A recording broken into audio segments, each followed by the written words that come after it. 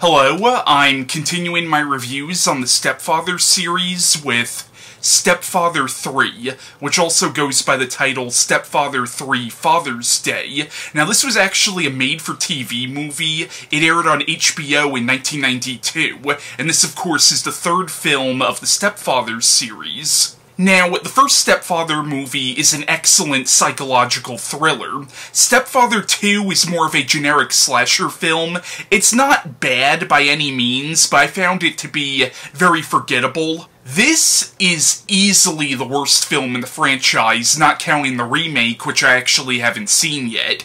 Like, Stepfather 2 I thought was forgettable, but I was never really bored while watching it. This movie is forgettable, mediocre, and fucking boring. First of all, the movie is almost 2 hours long, or at least on the back of the box it says that it's 110 minutes long. I'm not sure if that also includes the trailers that are on this tape, but either way, the film, it feels freaking 6 hours long. Now, I don't mind long movies as long as that movie earns its length. This movie did not need to be as long as it freaking was. Now, I understand since it was a TV movie, maybe it had to fill in a certain time slot, I don't know. Either way, this movie is freaking bad. Now, Terry O'Quinn does not come back to play the Stepfather this time around. This time around, the Stepfather is played by Robert Wightman. Now, Robert Wightman is not terrible in the role by any means, but the whole time I was watching this movie, I was like, you know what? I would actually give some of this a pass if it was Terry O'Quinn. And honestly, not for a second did I believe that this was actually the same character that we saw in the first two movies. They do explain why he looks different, because in the beginning of the film he gets plastic surgery to change his appearance, so I kind of appreciated that attention to detail, because I've seen so many sequels where they had to recast a certain actor to play a character, and they never acknowledge it, so I guess I appreciated that attention to detail. At the same time, though, it was kind of unneeded. Like, once again, I never once believed that Robert Wightman was playing the same character that Terry O'Quinn played. Also, the movie feels like it doesn't know what it wants to be. Like, there are points where the gore is really over the top, and then there are points where it's so ridiculously tame that it feels like it almost should have been a kid's movie. Now, Stepfather 3 is really, at the end of the day, a loose remake of the first movie. Like, it is in continuity with the first two films. They do reference the events of the first two movies, but this movie, it hits a lot of the same story beats as the first movie, and really, it's more of a soft reboot pretending to be a sequel. So, the plot of Stepfather 3 is following the events of the previous film. The stepfather, who called himself Gene Clifford in the last movie, was institutionalized, but in this movie you find out that he once again escaped from the psychiatric hospital. He ends up making a deal with this shady, back-alley plastic surgeon who agrees to give him plastic surgery, completely altering his appearance. So he once again changes his identity and gets a job as a gardener. He ends up meeting a single mother and she falls for him, and eventually the two of them get married. But right off the bat, the son starts to realize that something is off about his new stepdad.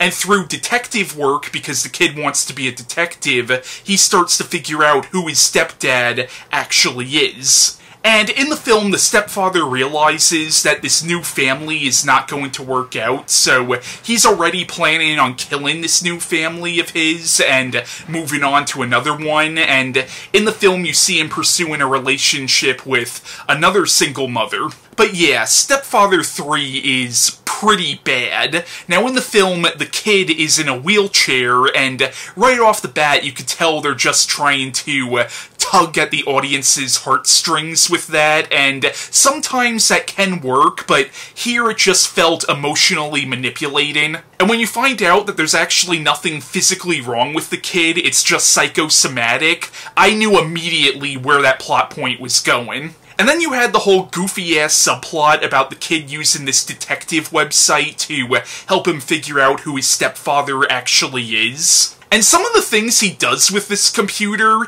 now, I was literally a fetus when this movie came out, but I'm pretty sure computers back in 1992 couldn't do some of the things that this kid is doing. Now, there were points where I thought the kid's acting was actually quite good, and then there were points where I was like, this kid's kind of annoying.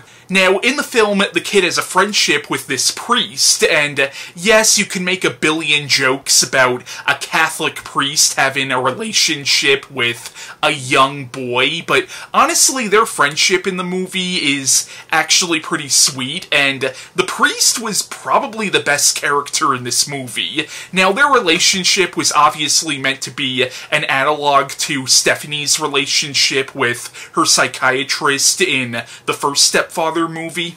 And the fucking mother in this movie, I'm sorry, this woman came off as fucking stupid throughout most of this film. Like, at least in the first two movies, the stepfather did a good job when he was around other people, like hiding his true personality and actually acting like a normal person. In this movie, the stepfather starts acting like an absolute nutball pretty early on. And it got to a point where I was like, how are you not seeing this, lady? Granted, there are moments in the movie where she does look at him and she is clearly scared. And yes, I know there are cases of domestic abuse where the spouse is afraid to leave their significant other, and you almost get that vibe, but really throughout a lot of the movie, she just comes off as oblivious. And frankly, she just wasn't a very likable character. And there's a pretty cringeworthy moment at the end of this movie where, spoilers, when the stepfather is defeated, I won't give away how he's defeated, but his comeuppance is actually a pretty awesome comeuppance for a villain, if I'm gonna give the movie any sort of credit, but there's a certain point where, like, he's grabbing onto her son, and then she's pops out of nowhere going, "Let go of my son, you bastard!"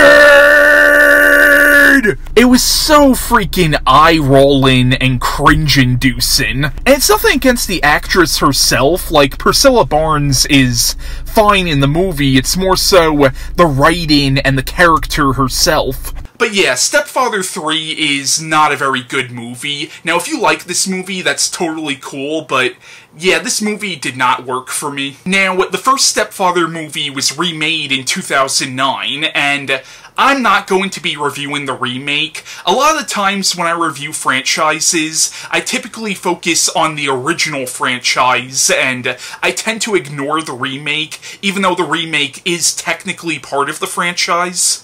I really only review the remake if I feel like there's something worth talking about, but from everything I've heard about the Stepfather remake, it sounds like I could skip it, really. It really doesn't sound like they brought anything new to the table. So, the next movie I'll be reviewing for Horror Month will be the 1995 fantasy horror film, The Prophecy, so stay tuned for that review, and bye.